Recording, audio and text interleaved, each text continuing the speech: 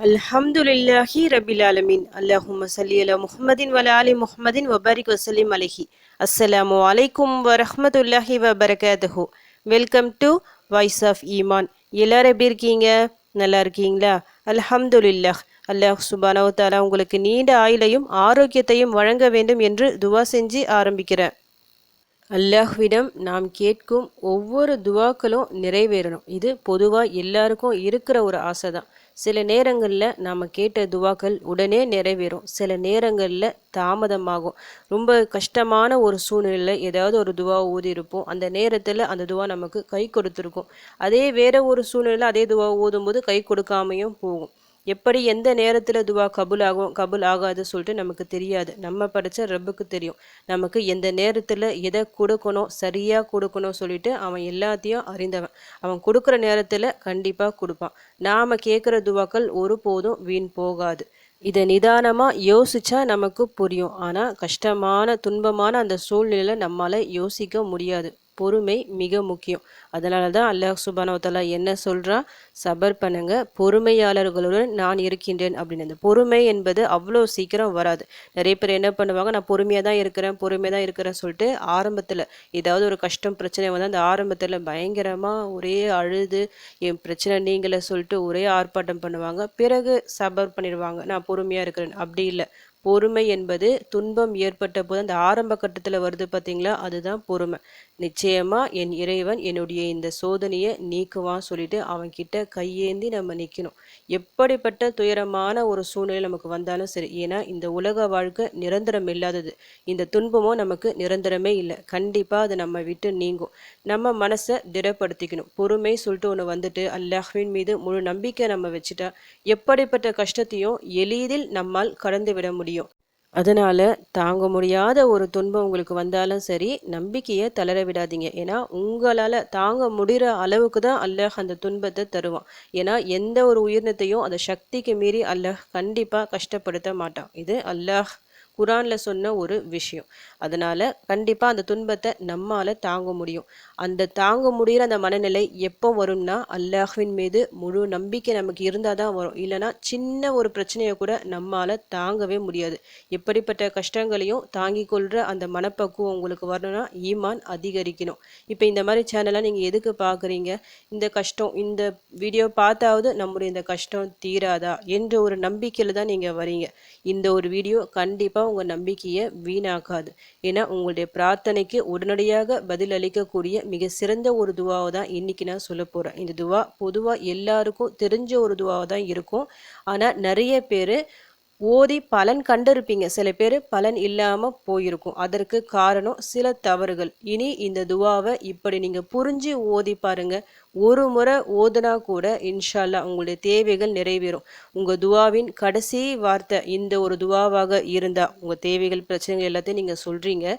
கடைசியாக இந்த ஒரு துவாவும் ஓதிட்டு நீங்கள் முடிக்கும்போது நிச்சயமாக அல்லாஹ் அந்த துன்பத்தை உங்களை விட்டு நீக்குவான். அதுவும் எப்படி? உடனடியாக. அந்த அளவுக்கு பவர்ஃபுல்லான ஒரு துவா இது.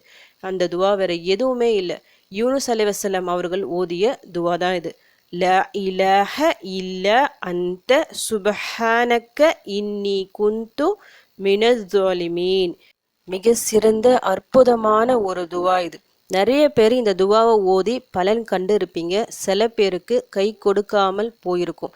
இவ்வளோ பவர்ஃபுல்லான ஒரு துவா கேட்டவுடன் கிடைக்கும் சொல்கிறீங்க, ஆனால் எனக்கு இது ஓதியும் பலன் கிடைக்கலையே சொல்லிட்டு நிறைய பேருக்கு உள்ளுக்குள்ளே அந்த வருத்தம் இருக்கும். அதற்கு காரணம் நீங்கள் விட்ட ஒரு சின்ன ஒரு தவறு. ஏன்னா எந்த ஒரு துவாவை ஓதும் போதும் அதனுடைய பொருளை மனசார உணர்ந்து உள்வாங்கி நாம் ஓதுறோம். இப்போ யூனுஸ் அலைஹிஸ்ஸலாம் அவங்க எந்த ஒரு சூழ்நிலையில் இந்த துவாவை ஓதுனாங்க? மீன் வயிற்றுக்குள்ளே இருக்கும்போது ஓதுனாங்க. அதுவும் எப்படி? 3 இருட்டுக்கள். ஒன்று நைட்டு எப்படி இருக்கும்? இருட்டாக இருக்கும். அந்த இருட்டு ஒன்று. ரெண்டாவது கடல் அடியில் அந்த மீன் போகுது. கடலுக்கு அடியில் பயங்கரமான இருள் இருக்கும். அந்த இருளில் இருக்கிறாரு. மூன்றாவது மீன் வயிற்றுக்குள்ளே இருக்கிற இருள். இப்படி 3 இருள்களில் அவர் மாட்டிக்கிட்டாரு. அந்த நேரத்தில் அவர் என்ன பண்ணார்? அவ்வளோதான், என் வாழ்க்கை முடிஞ்சிருச்சு சொல்லிட்டு அவர் உக்காரல. தான் தவற உணர்ந்து அல்லாஹ்விடம் மன்னிப்பு கேட்குறாங்க, துவா செய்கிறாங்க, உதவி கேட்குறாங்க. அந்த 3 இருள்களில் மாட்டிக்கிட்டு அல்லாஹ்விடம் உதவி தேடுறாங்க. அதன்படி அல்லாஹ்வின் உதவியும் அவர்களுக்கு வந்தது.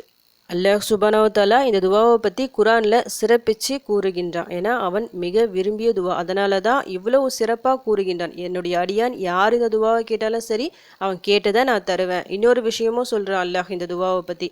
யூனுஸ் நபி இந்த துவாவை மட்டும் ஓதி இருக்காவிட்டால் மறுமை நாள் வரை அவர்கள் மீன் வயிற்றுல தான் இருந்திருப்பாங்க அப்படின்னும் சொல்லியிருக்கிறான். ஆபத்திலிருந்து காப்பாற்றிய ஒரு துவா.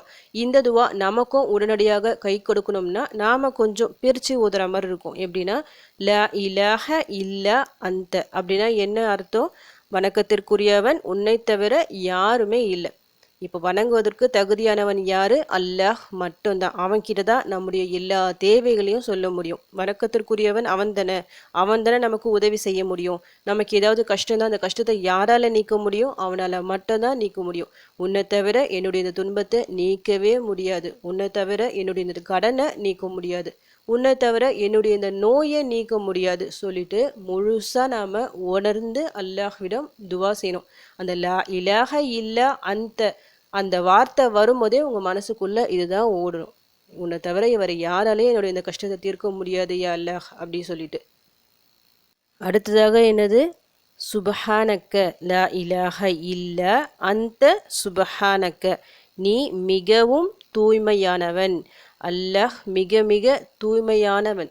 அவனால் மட்டும்தான் நம்முடைய பிரச்சனைகளை எல்லாத்தையும் நீக்க முடியும். தூய்மையானவன் சொல்லிட்டு ஒரு உதாரணம்னா அல்லாஹ்வை தவிர வேற எதுவுமே நமக்கு தெரியக்கூடாது. பரிசுத்தமானவன்.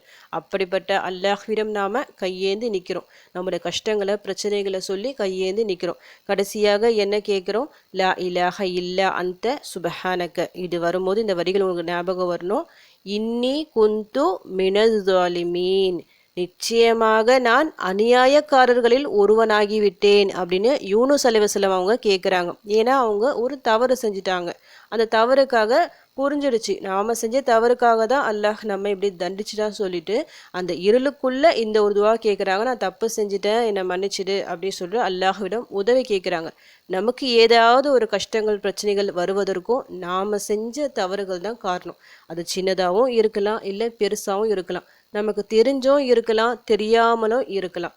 நம்முடைய தவறுகளின் காரணமாகத்தான் அல்லாஹ் நம்மை தண்டிக்கின்றான். எந்த மனிதனும் சொல்ல முடியாது நான் எந்த தப்புமே செய்யல, நான் கரெக்டாக தான் இருக்க சொல்லிட்டு யாராலையும் சொல்ல முடியாது. ஏதாவது ஒரு விஷயத்துல ஏதாவது ஒரு தப்பு நடந்திருக்கும். நாம செய்யற அமல்களில் கூட தவறு நடந்திருக்கும். அப்போ அதற்காக அல்லாஹ்விடம் நாம மன்னிப்பு கேட்குறோம். இந்த ஒரு துவாவில் அதை கேட்குறோம். நான் தப்பு செஞ்சுட்டேன், அநியாயக்காரில் ஒருவனா நான் ஆகிவிட்டேன்னு சொல்லிட்டு நீங்க செஞ்ச தவறுக்காக நீங்க மன்னிப்பு உணர்ந்து கேளுங்க. இந்த துவா ஓதும் போது உங்களுக்கு இந்த லைன் தான் ஞாபகம் வரணும். அல்லாஹ்வால மட்டும் தான் நம்ம காப்பாற்ற முடியும். நான் தப்பு செஞ்சுட்டேன், அல்லாஹ் மிக பரிசுத்தமானவன் சொல்லிட்டு இந்த மாதிரி நீங்க உணர்ந்து நீங்க கேட்டு பாருங்க. வெறும் ஒரு முறை கேட்டா கூட உடனடியாக அல்லாஹ் உங்களுக்கு பதிலளிப்பான். எப்படிப்பட்ட துன்பத்தில் நீங்கள் மாட்டி இருந்தாலும் சரி, அந்த துன்பத்திலிருந்து உங்களை விடுவிப்பான். மீன் வயிற்றினிலிருந்து காப்பாற்றிய அல்லாஹ்விற்கு நம்முடைய இந்த சின்ன இந்த துனியாவில் இருக்கிற துன்பத்திலிருந்து காப்பாற்றுறதுக்கு பெரிய விஷயம் இல்லை. ஒரு சின்ன ஒரு நொடி கூட தேவையில்லை. நம்ம கண்ணு மூடி திறக்கிறதுக்குள்ளே நம்முடைய கஷ்டங்கள் ஒன்றும் இல்லாமல் போகலாம். அது அல்லாஹ்வால் மட்டும்தான் முடியும். அதை உணர்ந்து கேளுங்க. இன்ஷா அல்லாஹ் உங்களுடைய எல்லா துன்பங்களும் நீங்கும், எல்லா ஹாஜத்துக்களும் நிறைவேறும். இந்த துவாவை எப்பவுமே விட்டுடாதீங்க. மிக மிக சக்தி வாய்ந்த துவா இது. எப்பவுமே ஓதிக்கொண்டே இருங்க. எல்லா நிலையிலும் இதை நீங்கள் ஓதலாம். நீங்கள் எந்த அளவுக்கு அதிகம் ஓதுறீங்களோ கண்டிப்பாக எல்லா பிரச்சனைகளும் உங்களை விட்டு நீங்கும். அல்லாஹ் அனைத்து ஆபத்துகளிலிருந்தும் உங்களை காப்பாற்றுவான். உங்கள் வாழ்க்கையில் ஏற்படுகின்ற பல பிரச்சனைகள் நீங்கள் இந்த துவா காரணமாக இருக்கணும், இந்த ஒரு வீடியோ காரணமாக இருக்கணும் சொல்லிட்டு உங்களுக்காக நானும் துவா செஞ்சுக்கிறேன். எனக்காகவும் என் குடும்பத்திற்காகவும் நீங்களும் துவா செஞ்சுக்கிங்க. அல்ஹம்துலில்லாஹ். இந்த வீடியோ உங்கள் எல்லாருக்கும் யூஸ்ஃபுல்லாக இருக்கும்னு நினைக்கிறேன். நீங்கள் தெரிஞ்ச இந்த விஷயத்தை மற்றவங்களுக்கும் எத்தி வைங்க. இதன் மூலம் அவர்களும் பலனடையலாம். இன்ஷா அல்லாஹ். அடுத்த பதிவில் சந்திக்கலாம். ஜஸக்கல்லாஹு கைரன் கசீரா. அஸ்ஸலாமு அலைக்கும் வரஹ்மத்துல்லாஹி வபரகாத்துஹு.